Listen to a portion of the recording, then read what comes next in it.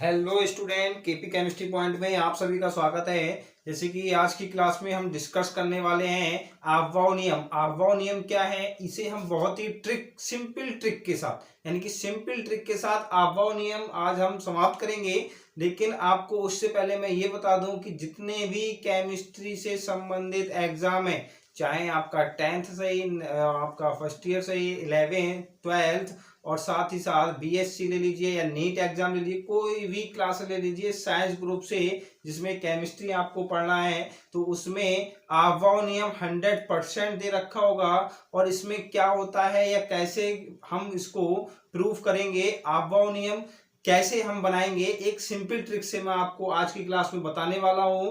तो अफबाउ नियम समझने के लिए वीडियो अंत तक अवश्य देखें। देखिए भाई, क्या है, सबसे पहले आप समझेंगे अफबाउ का मतलब क्या है। ठीक है भाई, अफबाउ का जो मतलब है बेटा, यहाँ पे समझे, अफबाउ एक जर्मन भाषा का शब्द है। यहाँ से लिखेंगे अफबाउ क्या, अफबाउ क्या है, अफबाउ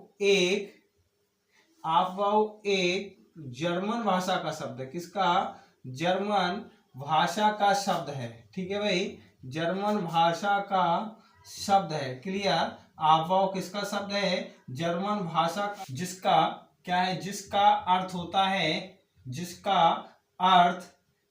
अर्थ होता है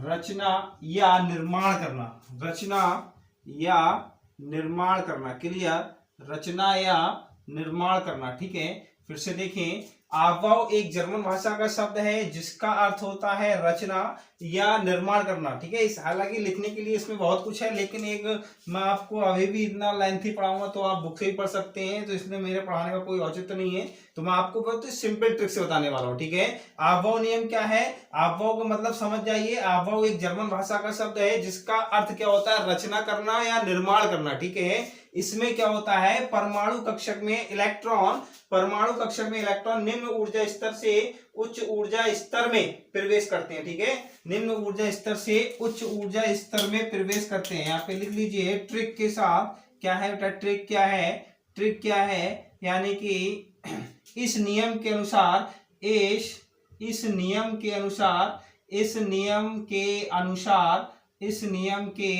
अनुसार क्या होता है, अनुसार इलेक्ट्रॉन किसी परमाणु के इलेक्ट्रॉन निम्न ऊर्जा स्तर से किसी परमाणु के इलेक्ट्रॉन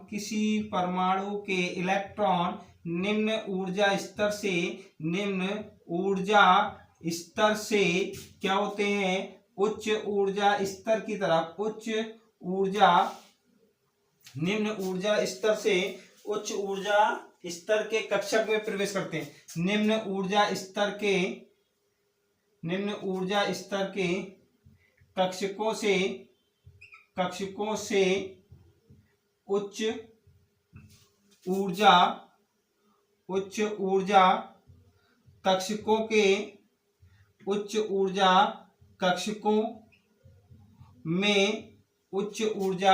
कक्षकों में प्रवेश करते हैं। ठीक है भाई, क्या करते हैं, प्रवेश करते हैं। यानी कि हम ये लिख सकते हैं, निम्न ऊर्जा स्तर से उच्च ऊर्जा स्तर की तरफ इलेक्ट्रॉन गति करते हैं। यहाँ पे हम दूसरे या करके हम ये लिख सकते हैं क्या लिख सकते हैं या करके, यानी कि हम कहते हैं किसी परमाणु में या करके ये भी लिख सकते हैं, किसी परमाणु में इलेक्ट्रॉन निम्न ऊर्जा स्तर से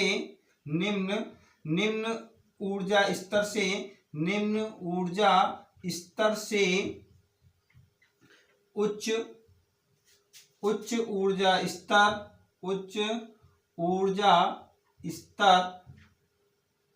पर प्रवेश करते हैं। निम्न किसी परमाणु में इलेक्ट्रॉन निम्न ऊर्जा स्तर से उच्च ऊर्जा स्तर में प्रवेश करते हैं। क्लियर? प्रवेश करते हैं। ठीक है, ये तो आपका था एक अपवाह के बारे में कि अपवाह क्या है वो चीज समझ लीजिए। और अपवाह जो नियम है, अपवाह का नियम नहीं होता है, अपवाह नियम होता है। क्लियर? तो अपवाह एक जर्मन भाषा का शब्द है जिसका मतलब होता है रचना या निर्माण करना। इसमें क्या काम करते हैं, किसी भी परमाणु का जो इलेक्ट्रॉन है वो सबसे पहले कम ऊर्जा स्तर वाले कक्षक में प्रवेश करेगा, फिर उससे उच्च ऊर्जा स्तर प्रवेश करेगा। हम यह कह सकते हैं कि निम्न ऊर्जा स्तर से इलेक्ट्रॉन उच्च ऊर्जा स्तर की तरफ मूवमेंट करता है। अच्छा, अब अपवाह नियम होता क्या है, कैसे बनाते हैं, ये ट्रिक आप समझ लीजिए भाई। अपवाह हम बनाएंगे कैसे, अपवाह का नियम ये आप समझ लीजिए, बहुत ही सिंपल ट्रिक है बेटा। सिंपल ट्रिक के साथ आपको ये नियम समझना है। उससे पहले आप ये जानना है कि सब शेल कितने होते हैं और किसमें कितने इलेक्ट्रॉन भरे होते हैं, ये चीज समझ लीजिए भाई। जब मैं आपको पीछे ही पढ़ा चुका हूं, जो सब शेल होते हैं, सब शेल यानी कि उपकोष होते हैं, वो उपकोष कितने प्रकार के होते हैं बताइए? 4 प्रकार के उपकोष होते हैं, यानी कि एस, पी और डी, एफ। ठीक है, एस में कितने इलेक्ट्रॉन रह सकते हैं अधिकतम? एस में अधिकतम 2 इलेक्ट्रॉन, पी में 6, डी में 10 और एफ में 14। ठीक है भाई, अब मैं आपको अपवाह नियम बताने वाला हूं। क्या है, जैसे प्रकार से हम आप समझ लीजिए भाई, जिस प्रकार से हम क्या चलते हैं, 1s से आप स्टार्ट करेंगे। ठीक है बेटा, 1s, 2s, 2s, 3s, 3s, 4s, 5s, 6s, 7s और 8s। ठीक है, अब तक हमें 8 आवर्त जो था वो ज्ञात नहीं था। मैंने आपको एक शॉर्ट वीडियो में भी बताया था, जो एक 8s1 वाला इलेक्ट्रॉनिक कॉन्फ़िगरेशन का तत्व था वो हमारा UNE119, यानी कि इसका एटॉमिक नंबर कितना है, 119 है। वो हाल ही में खोजा गया है और उसका जब आप इलेक्ट्रॉनिक विन्यास करेंगे तो अंतिम इलेक्ट्रॉन जो जाएगा वो 1s1 में जाएगा। तो इसलिए हमें 8वां कोष बहुत ही आवश्यक है लिखने के लिए। ठीक है भाई, कभी आप ये ना सोचें कि अब तक जो अपवाह का नियम जो बुकों में दे रखा होगा वो बेटा 7s तक ही दे रखा होगा। अब आप इसको क्या करें, अपडेट कर लें। ठीक है भाई, क्या कर लें, अपडेट कर लें। क्या करेंगे अपडेट, 8s और लगा देना है साथ में। हालांकि बुकों में 7-8s तक ही रहेगा। ठीक है, 8s का जब तत्व खोजा गया है तो ये अपडेट हो जाएगा यहाँ पे। ठीक है भाई, अब इसी प्रकार से जैसे कि s हो गया हमारा, 1s से लेके 8s तक हमने लिख लिया। इसके बाद क्या आता है, p आता है। तो पहला कोष हम यहाँ पे छोड़ देंगे और यहाँ पे दूसरे कोष से क्या लिखेंगे बेटा, 2p, 3p, 4p, 5p, 6p, 7p और एक नीचे छोड़ देंगे। क्लियर? एक ऊपर छोड़ा कोष हमने और एक नीचे छोड़ा। इसके बाद क्या आएगा, डी आएगा। तो बेटा फिर से हम यहाँ पे एक ये वाला कोष छोड़ देंगे, स्टार्ट करेंगे 3D से, 3D, 4D, 3D, 4D, 5D, 5D, 6D और ये 7D। 7D नहीं होगा, 6D तक ही रहेगा। एक फिर नीचे छोड़ देंगे, एक ऊपर छोड़ा, एक नीचे छोड़ा। इसी प्रकार से क्या आएगा, F आया। तो बेटा एक यहाँ पे 3D छोड़ेंगे और 4F और यहाँ पे 5F। ठीक है, बस यहाँ पे ये समाप्त हो गया। एक इसी प्रकार से नीचे छोड़ दिया। फिर से देखें, हमने आपको बताया था जो सब सेल होते हैं वो 4 ही होते हैं, SPDF। यहाँ पे हमने लिख लिया। जब कभी भी आप अपवाह नियम बनाएं तो स्टेप से आप लिख लीजिए। ये लिखने के बाद हम क्या काम करेंगे, 1s से लेके 8s तक एक ही क्रम में लिख लेंगे। 1s से लेके 8s तक हमने लिखा। इसके बाद क्या आया बेटा, P आया। P जब आएगा तो हम पहली सीढ़ी छोड़ देते हैं। पहली सीढ़ी हम छोड़ देंगे, क्यों छोड़ेंगे वो अभी मैं आपको N+L नियम जो बताऊंगा वो उससे आपको कंफर्म हो जाएगा। ठीक है, क्यों छोड़ा, ये सारे सवालों के जवाब मैं आपको देने वाला हूं, तो आप उस पर कंफ्यूज ना रहें। पहले आप नियम बनाना सीख लें। ठीक है, यहाँ पे हमने एक सीढ़ी छोड़ दी। कितने आया भाई, 2 चल रहा है तो 2p से लेके 7p तक एक सीढ़ी नीचे छोड़ी हमने, यानी कि 2p, 3p, 4p, 5p, 6p, 7p। ठीक है, एक सीढ़ी नीचे छोड़ दी। इसी प्रकार से क्या आता है, d आता है। जब d आया हमारा तो एक सीढ़ी यहाँ पे हमने 2p वाली छोड़ दी। कितनी से स्टार्ट होगी, 3d से। 3d, 4d, 5d और 6d। एक सीढ़ी हमने नीचे छोड़ दी, फिर क्या आया, एफ आया, यहाँ पे 3D सीढ़ी छोड़ दी हमने। 3D सीढ़ी छोड़ने के बाद हम किससे स्टार्ट करेंगे, 4F और 5F। ये हमारा लिखने का क्रम हो गया। अब हम इसमें एक तीर खींचते हैं। तीर बेटा क्या खींचेंगे, यानी कि पहले आप इसको रिंग में चाहो तो रिंग में बना लो, रिंग में चाहे तो हम रिंग में बना सकते हैं इसको। ऐसा कुछ नहीं है कि आपको रिंग में बनाना ही जरूरी है, वो थोड़ा मैं मतलब थोड़ा इसको डेकोरेट कर दे रहा हूँ, इसलिए आपको मैं रिंग में बना कर दिखा दे रहा हूँ। आप ऐसा समझे कि इसको रिंग में ही आवश्यक है, ठीक है भाई। डेकोरेट करने के लिए मैं आपको यहाँ पे रिंग में बना कर दिखा रहा हूँ, ठीक है। इलेक्ट्रॉन जो प्रवेश करेगा वो क्या करेगा, निम्न ऊर्जा स्तर से उच्च ऊर्जा स्तर की तरफ इसमें इलेक्ट्रॉन बेटा प्रवेश करता है। इसी को क्या कहते हैं, अफबाउ नियम कहते हैं। जितने भी इलेक्ट्रॉनिक विन्यास हैं इनऑर्गेनिक केमिस्ट्री में, वो सब हम अफबाउ नियम के अकॉर्डिंग ही करते हैं। अब हमने ये रिंग कर दिया, इसके बाद देखेंगे यहाँ पे तिरछी लाइन खींचेंगे बेटा। क्या करेंगे, तिरछी लाइन खींचेंगे। यहाँ से हमने तिरछी लाइन खींची, इसी प्रकार से ये तिरछी लाइन खींची। ध्यान से देखें, हमें तिरछी लाइन खींचना बेटा इस प्रकार से। कुछ लोग तिरछी लाइन खींचना बंद कर देते हैं, गलत कर देते हैं, तो गलत करने की आवश्यकता नहीं है, उसकी भी ट्रिक मैं आपको बता दूंगा। बिल्कुल गलत नहीं कर सकते हैं। यहाँ पे ये तिरछी लाइन हमें खींचना है भाई। जब तिरछी लाइन खींचेंगे तभी हम कर पाएंगे इसमें। अगर फिर भी नहीं कर पा रहे हो तो मैं एक बिना लाइन खींचे एक ट्रिक दूसरा बता दूंगा, उससे आप कर सकते हैं, ठीक है। बहुत सारी ट्रिक हैं, हमारे साथ जुड़े रहना भाई। इतनी सारी ट्रिक हम केमिस्ट्री में बताने वाले हैं कि आपको केमिस्ट्री टफ नहीं, बहुत ही इजी लगेगी, ठीक है। अब इसमें जो इलेक्ट्रॉन प्रवेश करेगा बेटा, वो इलेक्ट्रॉन जो प्रवेश करेगा वो इलेक्ट्रॉन यहाँ से प्रवेश करेगा, ठीक है भाई। इलेक्ट्रॉन कहाँ से प्रवेश करेगा, यहाँ से। यानी कि हमेशा ध्यान रखना, इलेक्ट्रॉनों को जब भी हमें प्रवेश कराना है तो यहाँ से प्रवेश कराना है। ये हमारा प्रवेश द्वार है। क्या है बेटा, प्रवेश द्वार है, ठीक है। प्रवेश द्वार है ये हमारा, कभी आप सोचो। और ये एक्सिट, ठीक है, निकास द्वार। ये क्या है बेटा, निकास द्वार है। बस ये चीज ध्यान रखना है। ये क्या है, एक्सिट। यहाँ पे यहाँ निकास द्वार, यानी कि इलेक्ट्रॉन निकलते हैं, इलेक्ट्रॉन निकलने का रास्ता, केवल इलेक्ट्रॉन निकलने का रास्ता लिखेंगे। इलेक्ट्रॉन निकलने का रास्ता, ठीक है। बस केवल इतना आपको समझना है। जब भी आपको इलेक्ट्रॉन प्रवेश करेंगे, जैसे कि मान लीजिए हमारे पास क्या है भाई, एक रूम है, ये एक रूम है। इसमें एक गेट यहाँ पे लगा दिया, एक गेट यहाँ लगा दिया और एक गेट यहाँ लगा दिया। ये दोनों गेट हैं, ये हमारा प्रवेश द्वार है।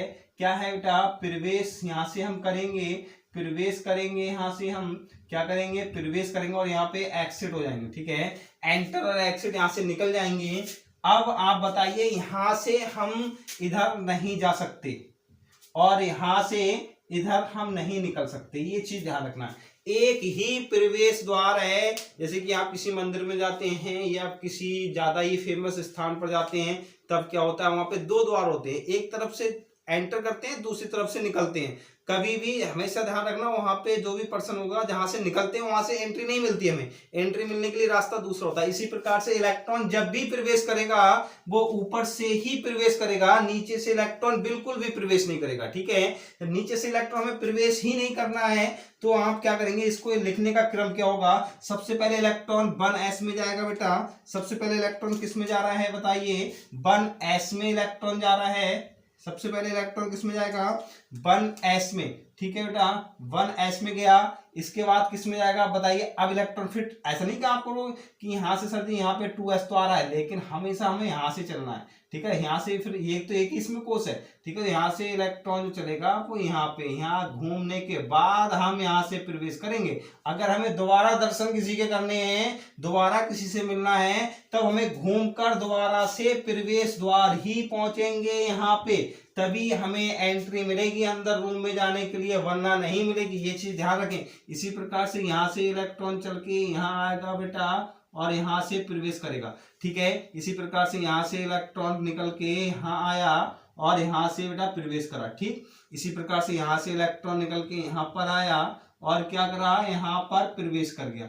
ठीक है, इसी प्रकार से इलेक्ट्रॉन यहाँ चलते जाएंगे और यहाँ पे आगे निकल जाएंगे, यानी कि यहाँ पे प्रवेश हुआ और इलेक्ट्रॉन यहाँ पे क्या हुआ बेटा, निकल गया। ठीक है, जब निकल गया अब हम इलेक्ट्रॉनिक विन्यास का जो क्रम लिखेंगे वो निम्न ऊर्जा स्तर से उच्च ऊर्जा स्तर की तरफ लिखेंगे। कैसे लिखेंगे देख लीजिए, सबसे पहले 1s में इलेक्ट्रॉन जाएगा, इसके बाद किस में जा रहा है, 2s में जाएगा बेटा, 2s में जाएगा, फिर किस में जा रहा है, 2s के बाद 2p में जाता है, 2p में जा रहा है, 2p के बाद 3s में जा रहा है, 3s के बाद 3p में जा रहा है, 3p में जाने के बाद किस में जा रहा है बेटा, 4s में जाएगा इलेक्ट्रॉन, और 4s के बाद किस में जा रहा है, देखिए 4s के बाद 3d में जा रहा है, किस में जाता है, 3d में जाता है, 3d के बाद 4p के बाद 5s, इसी प्रकार से डॉट डॉट, यानी कि निम्न ऊर्जा स्तर से उच्च ऊर्जा स्तर की तरफ इलेक्ट्रॉन मूवमेंट करता है।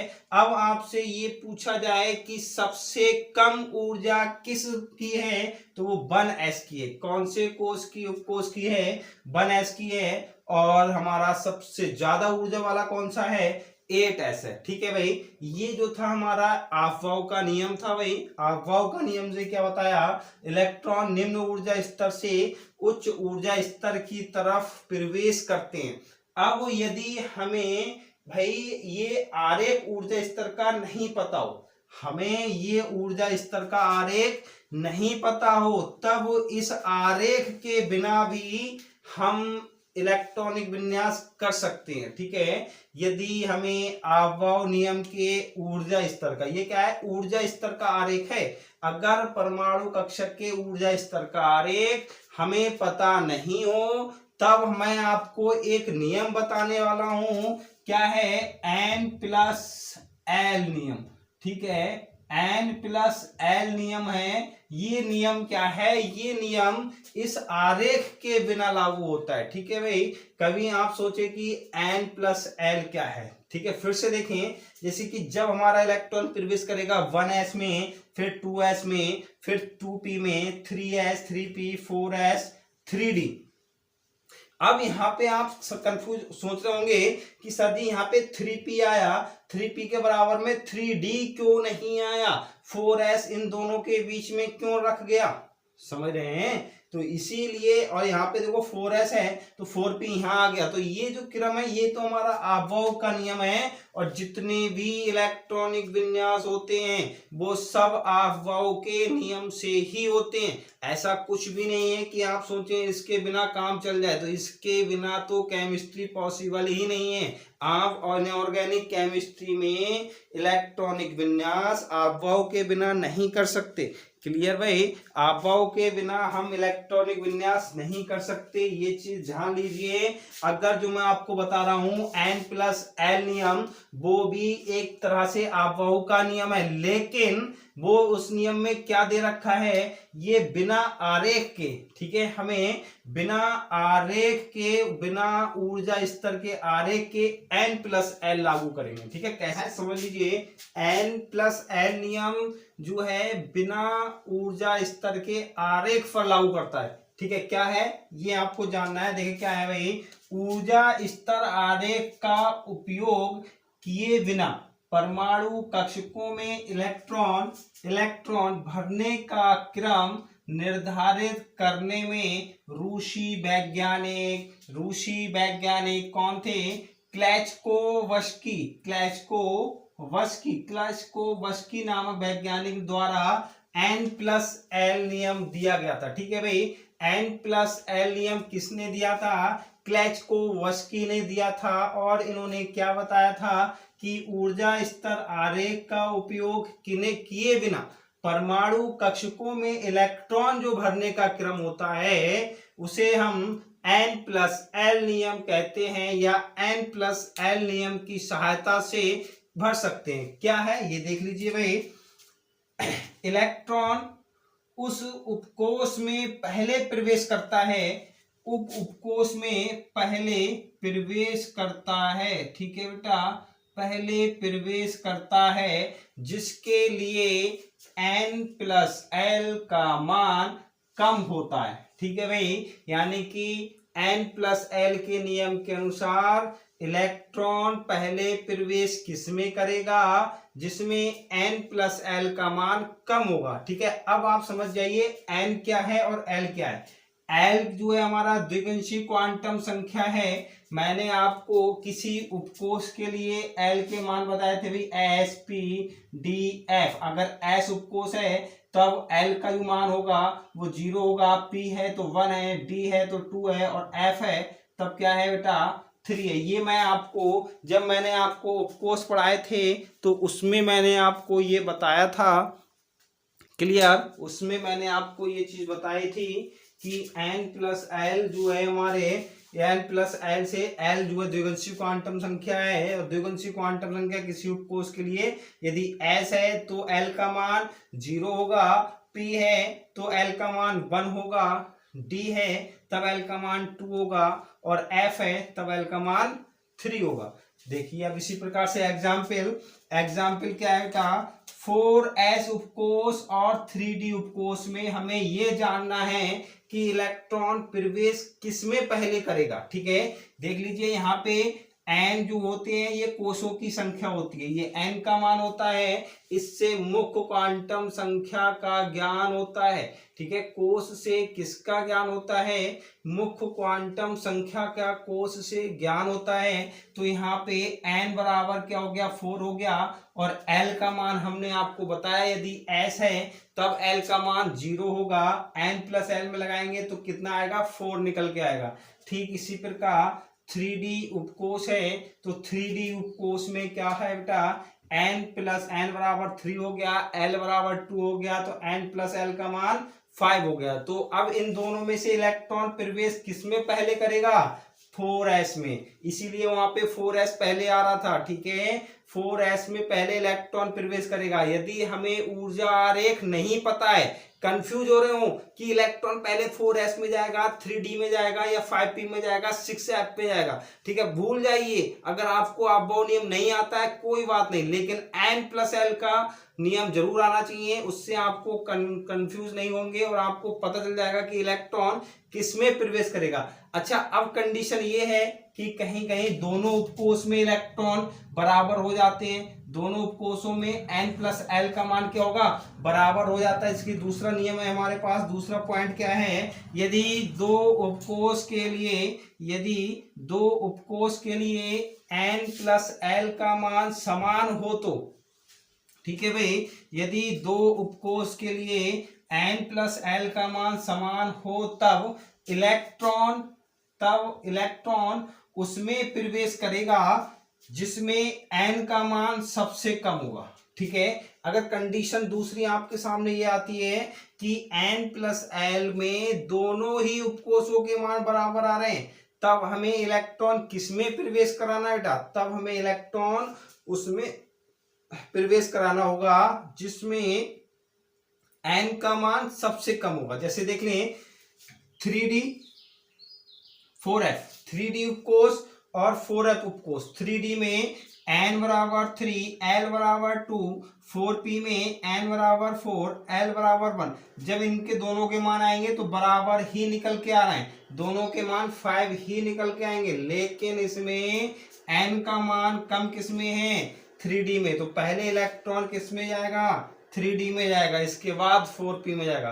क्लियर हो गया भाई, n+l का मान। अब मैं अबोव नियम की सहायता से इलेक्ट्रॉनिक विन्यास कर रहा हूं। ठीक है, कॉन्फ़िगरेशन ऑफ इलेक्ट्रॉनिक विन्यास। ठीक है, इलेक्ट्रॉनिक विन्यास, electronic configuration of Aufbau law, according to Aufbau law. ठीक है भाई, देखिए क्या है अबोव नियम, क्या है अबोव नियम, आप जानेंगे क्या है।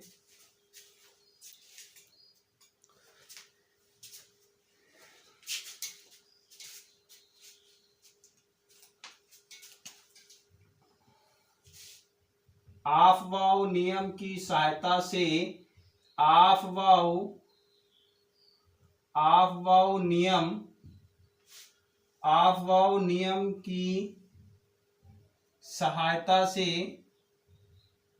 अफबाउ नियम की सहायता से क्या करना है, इलेक्ट्रॉनिक विन्यास, इलेक्ट्रॉनिक विन्यास कीजिए। ठीक है, कैसे करेंगे ये चीज आप देख लीजिए भाई।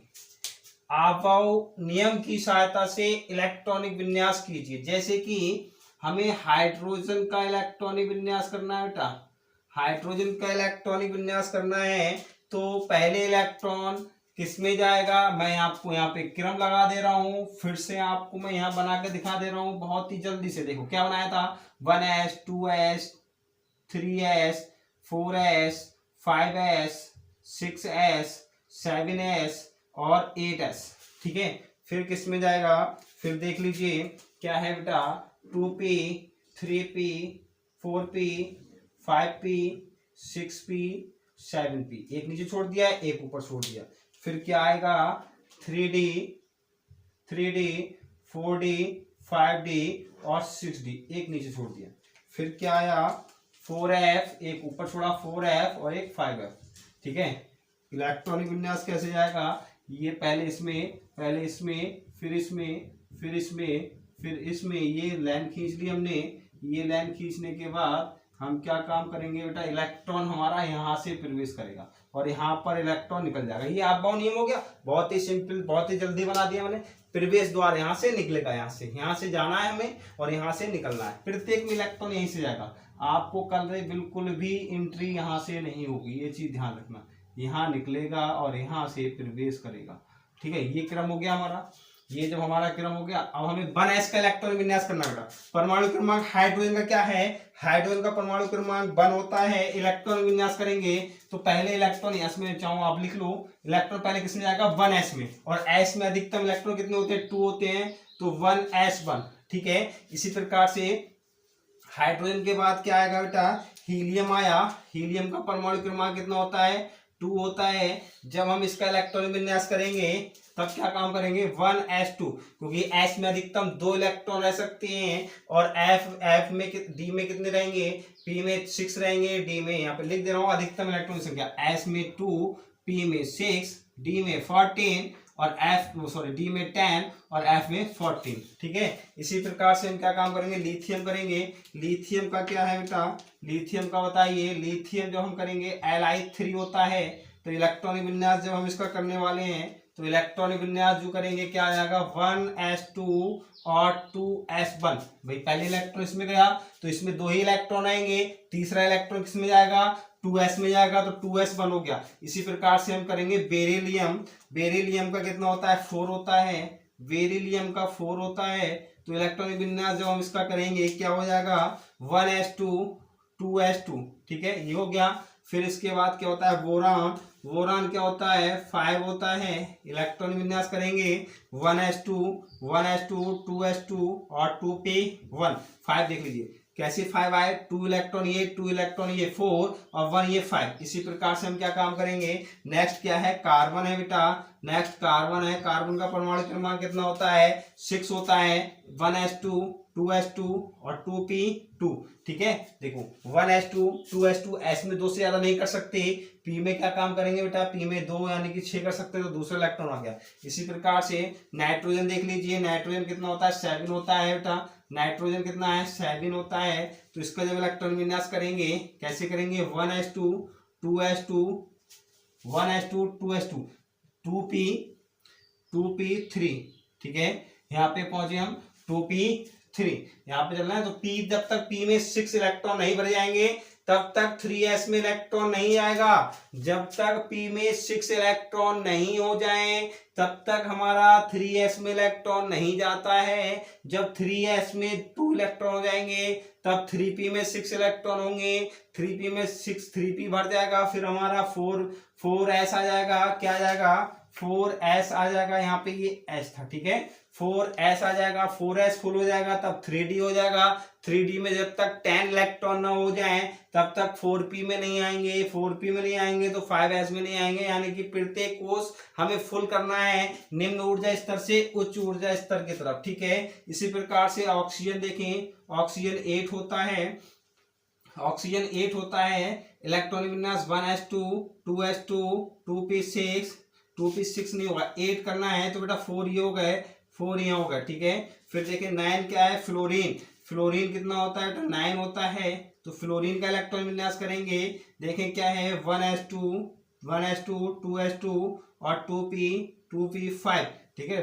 2 और 2 4 और 5 9 हो गए, ठीक है, 9 हो गए। अब हम क्या काम करेंगे, फ्लोरीन हो गया, फिर हमारा क्या होगा, फ्लोरीन के बाद 10 किसका होता है, नियोन का होता है। नियोन Ne क्या होता है, 10 होता है, 10 होता है। इसका इलेक्ट्रॉन विन्यास करेंगे, कैसे करेंगे, 1s2 2s2 2p6, ठीक है, 2p6। इसी प्रकार से हमारा क्या करना है, नेक्स्ट क्या है, सोडियम होता है, सोडियम 11 होता है, सोडियम 11 होगा। इसका इलेक्ट्रॉन विन्यास करेंगे, तो इसका इलेक्ट्रॉन 1s2 2s2 2p6, कितने इलेक्ट्रॉन होगा, 10।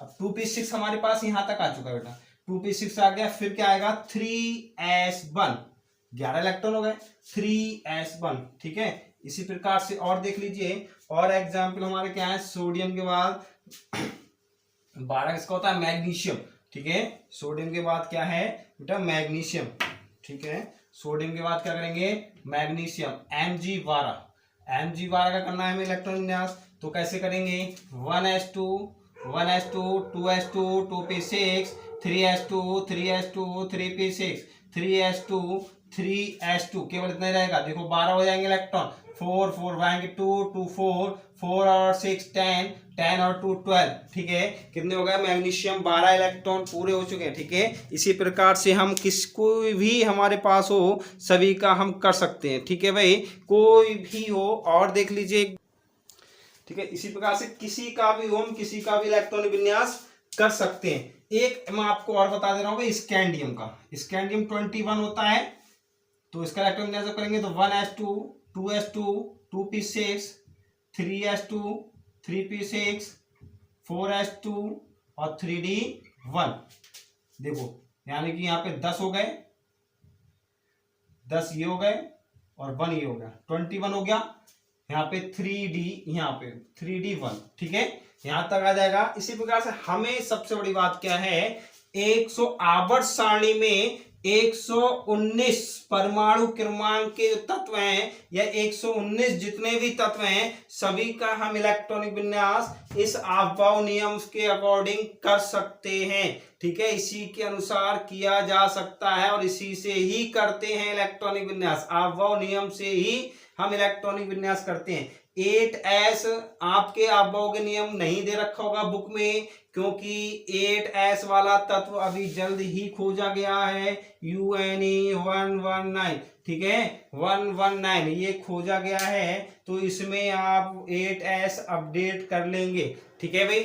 आज की क्लास में बस इतना ही, कल मिलते हैं शाम 8:30 बजे कुछ नया लेकर। अफबाउ के नियम को ही मैं आपको, भी रह गया अफबाउ का नियम, किसी पे धनावेश होते हैं तो इसका इलेक्ट्रॉन कैसे करते हैं इलेक्ट्रॉनिक विन्यास, जिस पर ऋणावेश होते हैं तब उस पे इलेक्ट्रॉनिक विन्यास कैसे करते हैं, ठीक है। और अफबाउ के नियम के अपवाद जो है, एक्सेप्शनल केसेस जो हैं, जो अफबाउ का नियम का पालन नहीं करते हैं, वो तत्व कौन कौन से हैं, वो मैं कल की क्लास में डिस्कस करने वाला हूं शाम 8:30 बजे, ठीक है भाई। यदि वीडियो पसंद आई हो तो लाइक करें, शेयर करें और चैनल सब्सक्राइब करें। बाकी खुश रहिए, मस्त रहिए, पढ़ते रहिए। Thank you very much.